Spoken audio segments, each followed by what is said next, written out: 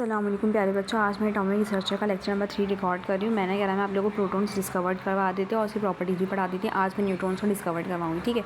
1920 में क्या हुआ था कि रदरफोर्ड ने प्रेडिक्ट किया था कि एटम के पास ज़रूर एक न्यूट्रल पार्टिकल भी है। न्यूट्रल पार्टिकल का मतलब एक ऐसा पार्टिकल जिसका कोई चार्ज ही नहीं होगा। क्या कहा था रदरफोर्ड ने? अपनी प्रेडिक्शन दी थी, यानी पेशन गोई की थी 1920 के अंदर कि एटम के पास एक न्यूट्रल पार्टिकल भी होगा, यानी कि पॉजिटिव पार्टिकल भी डिस्कवर्ड हो चुका है और नेगेटिव पार्टिकल भी डिस्कवर्ड। अब न्यूट्रल पार्टिकल को उन्होंने बोला कि डिस्कवर्ड करना पड़ेगा, क्योंकि उनको ऐसा लगता है कि भाई एटम के पास एक न्यूट्रल पार्टिकल भी, यानी कि चार्ज लेस पार्टिकल भी, जिसके पास कोई चार्ज नहीं है, ठीक है ना। देखो वैलेंट मास ऑफ प्रोटॉन, जिसका तकरीबन मास प्रोटॉन जितना ही है। हालांकि क्या नाम है, प्रोटॉन का मास थोड़ा सा कम है न्यूट्रॉन के मुकाबले में, न्यूट्रॉन का मास थोड़ा सा ज़्यादा है, ठीक है ना।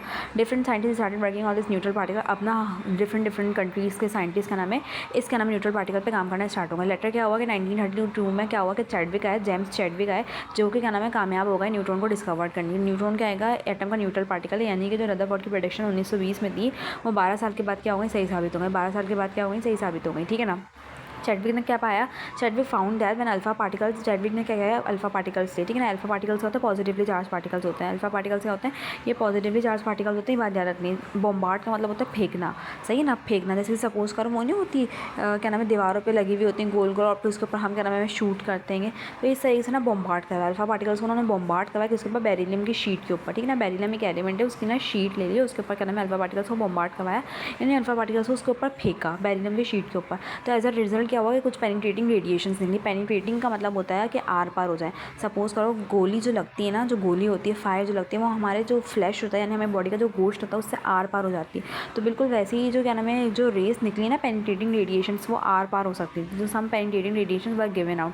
अब कुछ ऐसी रेडिएशन निकली जो क्या नाम है किसी भी चीज़ को आर पार हो सकती है, ठीक है ना। चैडविक ने क्या सजेस्ट किया था कि जो रेडिएशन ये क्या नाम है मटीरियल पार्टिकल की वजह से with mass comparable to hydrogen atom but have no charge, और ऐसा कोई चार्ज नहीं होगा। दीज रेडिएशंस यानी कि जो पार्टिकल होंगे उनको इसने किसका नाम दिया, चैडविक ने न्यूट्रॉन का नाम दिया। It can express in equation as follows, और क्या नाम है ये इक्वेशन इसने दिखा दी जिसको आपने याद करना होगा, ठीक है ना।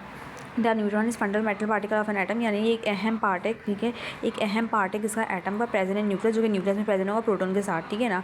और क्या नाम है ये किसके अंदर शामिल होगा, एटॉमिक मास के अंदर शामिल होगा। एटॉमिक मास और एटॉमिक नंबर हम बाद में पढ़ेंगे, तो अभी परेशान नहीं, बस ये समझ लो एक एटम है, एटम के अंदर न्यूक्लियस होगा, ठीक है, सेंटर में न्यूक्लियस होगा, तो सेंटर वाला पार्ट होता है एटम का, उसको हम बोलते हैं न्यूक्लियस। न्यूक्लियस के अंदर प्रोटॉन होगा, प्रोटॉन के साथ क्या नाम है क्या होगा, न्यूट्रॉन होगा, और प्रोटॉन प्लस न्यूट्रॉन को हम क्या बोलते हैं, atomic mass. Proton plus neutron को हम क्या बोलते हैं, एटॉमिक मास बोलते हैं। क्या बोलते हैं, एटॉमिक मास बोलते हैं, ठीक है ना। और कभी कभार तो ये भी बोलते हैं कि ये न्यूक्लियर मास है, लेकिन छोड़ो, बस आप एटॉमिक मास समझो, न्यूक्लियर मास समझो। मैंने गलती से बोल दिया, जब बहुत बड़े हो जाओगे तो खुद समझ जाओगे, सही है ना। अब आपको बात समझ में आ गई, हमने 3 सब एटॉमिक पार्टिकल डिस्कवर कर लिए, ठीक है ना। और तीनों के तीनों बहुत इंपॉर्टेंट है। ऐसा नहीं है कि एटम के सिर्फ यही 3 पार्ट हैं बहुत सारे, लेकिन अहम से भी यही है, ठीक है ना। अब प्रॉपर्टीज ऑफ न्यूट्रॉन्स पे आता है, भाई न्यूट्रॉन्स न्यूट्रल पार्टिकल्स है, यानी इनका कोई चार्ज नहीं, they have no charge. The mass of neutron is almost equal to that of proton. जो मास है न्यूट्रॉन का वो तकरीबन बराबर है, लेकिन आपको बता दूँ ना कि थोड़ा सा ज़्यादा आएगा, लेकिन यहाँ पे तकरीबन लिखा है तो तकरीबन ही समझ लो, ठीक है ना। These particles are most penetrating in matter, मतलब मैटर है, सही है ना। तो मैटर के अब अपने मैटर के अंदर जो एटम है, ठीक है ना, उसके आपने क्या नाम है 3 पार्टिकल्स उसने आपने डिस्कवर कर लिए। कौन कौन से, इलेक्ट्रॉन, प्रोटॉन और न्यूट्रॉन। तो उनमें सबसे ज़्यादा जो पेनिट्रेटिंग है ना वो कौन है, वो न्यूट्रॉन है। सबसे ज़्यादा पेनिट्रेटिंग कौन है, वो न्यूट्रॉन है। पेनिट्रेटिंग का मतलब होता है